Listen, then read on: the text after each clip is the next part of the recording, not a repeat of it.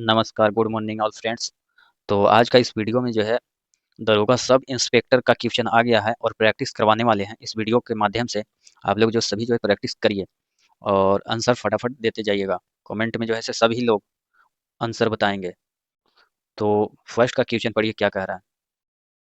सूर्यास्त एवं सूर्योदय के समय सूर्य का आभासी चपटापन निम्न परिघटना के कारण होती है। किसके कारण होती है ये आपको बताना है। ए में दिया गया है अपवर्तन, बी परावर्तन, सी विवर्तन, डी डी जो है ध्रुवन। तो आंसर बताइए क्या हो जाएगा इसका। ए अपवर्तन सही जवाब आ रहा है। बहुत सुंदर जवाब आप लोग दे रहे हैं। तो ये जो सूर्य का जो आभासी प्रतिबिंब हम लोग देखते हैं, सूर्य जो है 2 मिनट बाद का हम लोग देखते हैं। 2 मिनट बाद का जो सूर्य होता है वो दिखते हैं। अपवर्तन के कारण जो है हम लोग के सूर्य का आभासी प्रतिबिंब दिखता है। नेक्स्ट क्या कह रहा है। प्रथम विश्व युद्ध के दौरान, प्रथम विश्व युद्ध जब हुआ था उसके दौरान कौन सा देश 1915 में ब्रिटेन के खिलाफ केंद्रीय बलों में शामिल हुआ था। केंद्रीय बलों में शामिल हुआ था, उस देश का नाम बताना है जो 1915 में शामिल हुआ था। तो ए में फ्रांस, बी में बुल्गारिया, सी में अमेरिका और डी में जर्मनी। क्या हो जाएगा आंसर बताइए फटाफट आप लोग। क्या हो जाएगा सही उत्तर। बुल्गारिया। बहुत सुंदर जवाब दे रहे हैं। बुल्गारिया हो जाएगा। क्योंकि जो है 1915 में ब्रिटेन के खिलाफ केंद्रीय बलों में शामिल हुआ था ये बुल्गारिया ही। युद्ध के जो शुरुआत में केंद्रीय शक्तियों में जर्मन साम्राज्य, जर्मन साम्राज्य और ऑस्ट्रो, क्या कहते हैं, Austro Austro Hungarian, Austro Hungarian साम्राज्य शामिल हुए थे। ठीक है, समझ गए। जर्मनी और ऑस्ट्रिया हंगरी के पूर्व युद्ध सहयोगी इटली के 1915 में एटेंट के पक्ष में युद्ध में प्रवेश किए थे। यह बात समझ गए आप लोग। चलिए नेक्स्ट चलते हैं। थर्ड का क्या कह रहा है। टिहरी बांध, टिहरी बांध नदियों के संगम पर स्थित है। कौन कौन से नदी के संगम पे स्थित है ये बताना है। टिहरी बांध।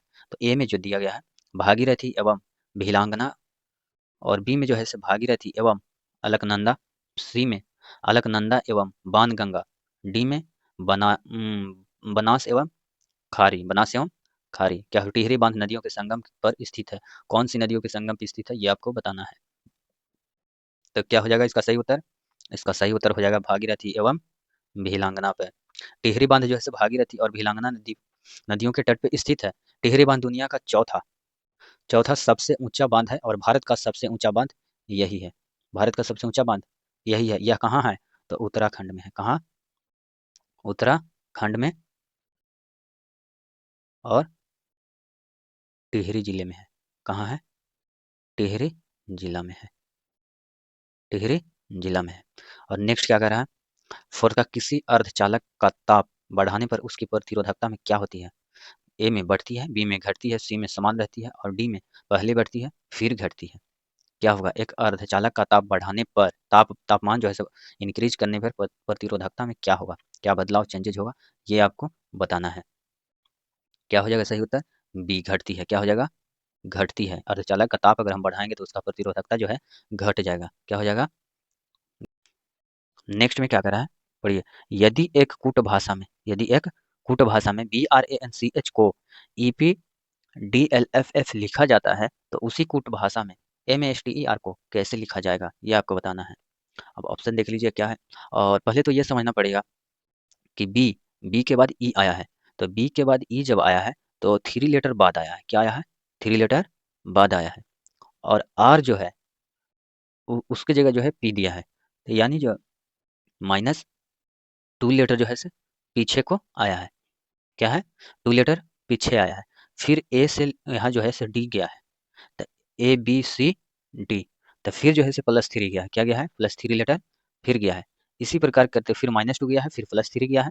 फिर जो है से H को अगर हम देखें F किया है तो फिर क्या गया है, 2 लेटर पीछे गया है। क्या गया है, 2 लेटर पीछे गया है। तो उसी प्रकार हम जो है से MASTER को बनाएंगे। तो M के +3 करेंगे मतलब 3 लेटर आगे जाएंगे तो क्या आ जाएगा, P आ जाएगा। क्या आएगा आप लोग बताइए, P आएगा जी बिल्कुल। और A जो है, P कौन सा ऑप्शन में है पहले देख लीजिए। P सभी में है। P जो है सभी में है। और ए को जो है से -2 क्या गया है, -2 लेटर जो है से 2 लेटर पीछे जाना है। तो ए का अगर 2 लेटर पीछे जाएंगे तो वाई आएगा। जेड जेड जैसे ए है तो जेड से स्टार्ट करिए 1 और 2 वाई आएगा। तो पी और वाई कौन सा है, तो option number D correct answer. बिल्कुल सही जवाब आप लोग दे रहे थे। बिल्कुल सही जवाब है डी आंसर हो जाएगा इसका। नेक्स्ट क्या करा है, एक 5 सेंटीमीटर, एक जो है 5 सेंटीमीटर भुजा वाले घन के सभी सतह को रंगा गया, क्या पेंट कर दिया गया, तथा 1-1 सेंटीमीटर भुजा वाले छोटे घनों में काटा गया। 1-1 सेंटीमीटर भुजा वाले छोटे घन में काट लिया गया था। और कितने घन ऐसे हैं जिनकी सतह, जिनकी दो सतह रंगीन है, जिनकी कितनी सतह, दो सतह रंगीन है। तो इसका आंसर क्या हो जाएगा, इसका आंसर क्या हो जाएगा, इसका आंसर हो जाएगा डी 36। क्या हो जाएगा, 36। अब बोलिए कैसे, तो एक घन जो है 5 सेंटीमीटर भुजा वाले, तो 5 × 5 × 5 को पेंट किया जाता है। और एक घन जो है 1-1 सेंटीमीटर वाले घन काट लिया गया है।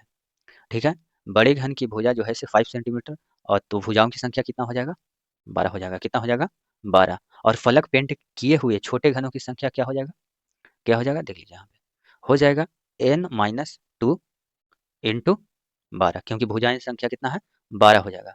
अब जो है n की जगह पे क्या आ जाएगा, 5 सेंटीमीटर, और माइनस में 2 इंटू 12 हो जाएगा। अब यहाँ पे माइनस करिए, 5 - 2 3 इंटू 12, तो कितना आ जाएगा, 36 घन ऐसे हैं जिनके, जिनकी जो है दो सतह रंगीन है। क्या है, दो सतह रंगीन है, इसलिए option number D is correct answer हो जाएगा। बहुत सुंदर जवाब आप लोग दिए हैं। निम्नलिखित में से क्या, नेक्स्ट पढ़िए, निम्नलिखित में से सबसे छोटी संख्या कौन सी है, सबसे छोटी संख्या कौन सी है। अगर हम देखे जाए तो ए में जो है 7.11 कह रहा है, यानी 7/11। तो अगर हम इसको बराबर करेंगे और डिवाइड करेंगे तो 0.636 आएगा। अगर हम इसको देखेंगे तो क्या आएगा, 0.750 आएगा।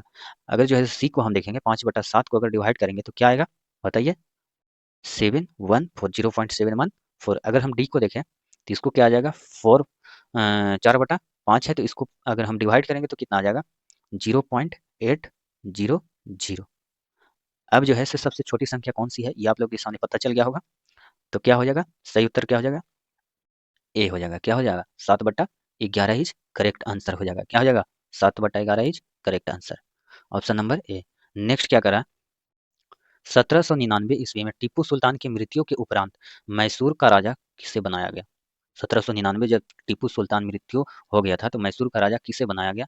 ए में जो है देख लीजिए, ए में बसालत खान है, बी में प्रताप सिंह है, वन प्रताप सिंह प्रथम है, वन दिया गया है प्रथम, और सी कृष्णराज तृतीय, और डी नंदराज, क्या हो जाएगा, नंदराज। तो इसका जो है आंसर क्या हो जाएगा, ये आप लोगों को बताना है।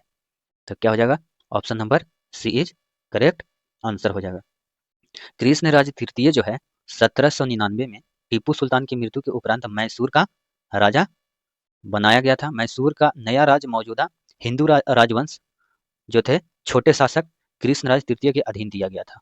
ठीक है, समझ गए, जिन्होंने सहायक गठबंधन को स्वीकार कर लिया था। उनके पिता जो है हैदर अली, क्या थे, हैदर अली।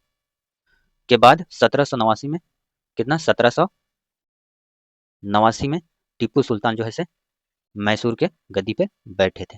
ठीक है, समझ गए। नेक्स्ट क्या करा, पढ़िए क्या करा, क्वार्टर्ज, क्वार्टर्ज का रासायनिक नाम क्या है, ये आपको बताना, रासायनिक नाम क्या है क्वार्टर्ज का।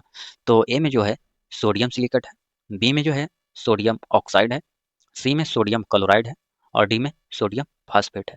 क्या हो जाएगा इसका सही जवाब, क्वार्टर्ज का रासायनिक नाम क्या होता है, ये आपको बताना है। क्या हो जाएगा सही जवाब, आप लोग फटाफट देते जाइए आंसर। क्या हो जाएगा, option number A sodium silicate, sodium silicate. अगर हम डिटेल में जाएं तो देखेंगे कि क्वार्ट का रासायनिक नाम जो है सोडियम सिलिकेट ही है। सिलिका जिसे हम सामान्य रूप से क्वार्टर्ज के रूप में ही जानते हैं, सिलिकॉन का जो है डाइऑक्साइड SiO2 के रूप में होता है। सोडियम सिलिकेट का रासायनिक सूत्र क्या होता है, तो Na2SiO2 होता है। क्या होता है, Na2SiO2। इसका उपयोग जो है वाटर ग्लास के निर्माण में किया जाता है, वाटर गिलास। क्वार्टरज भूपर्पट्टी में जो है दूसरा सबसे बड़ा खनिज है, यह अलग अलग रूप में ही पाया जाता है, और इन्हीं में से एक सोडियम सिलिकेट है। इन्हीं में से जो है एक क्या है, सोडियम सिलिकेट, जो क्वार्टरज का रासायनिक नाम है। चलिए नेक्स्ट क्या करा है, और लास्ट क्वेश्चन, बस ज़्यादा लंबा वीडियो हो जाएगा, इसलिए 10-10 क्वेश्चन प्रैक्टिस हम लोग करते चलेंगे अच्छे से समझ समझ के, ताकि भूले नहीं। तो क्या करा है, पढ़िए, प्रत्येक राज्य से राज्यसभा के लिए चुने जाने वाले सदस्यों की संख्या किस अनुसूची द्वारा निर्धारित की जाती है। चुने जाने वाले सदस्यों की संख्या किस अनुसूची राज्यसभा के लिए, अनुसूची आपको बताना है। तो ए में जो है से पहली अनुसूची, बी में दिया गया चौथी, सी में पांचवी और डी में 10वीं। इसका आंसर क्या हो जाएगा? इसका आंसर क्या हो जाएगा? बी हो जाएगा। क्या हो जाएगा? बी, चौथी अनुसूची द्वारा निर्धारित की जाती है।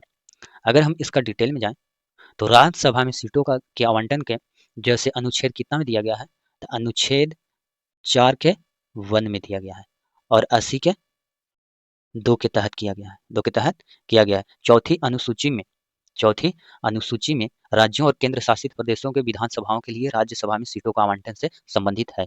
अगर संविधान के अगर अनुच्छेद देखें तो 80 के संविधान अनुच्छेद 80 के अनुसार राज्यसभा में अधिकतम जो है 250 सदस्य हो सकते हैं, जिनमें 238 सदस्य राज्यों और 2 केंद्र शासित प्रदेशों के प्रतिनिधित्व करते हैं तथा 12 सदस्य जो है राष्ट्रपति द्वारा मनोनीत किए जाते हैं।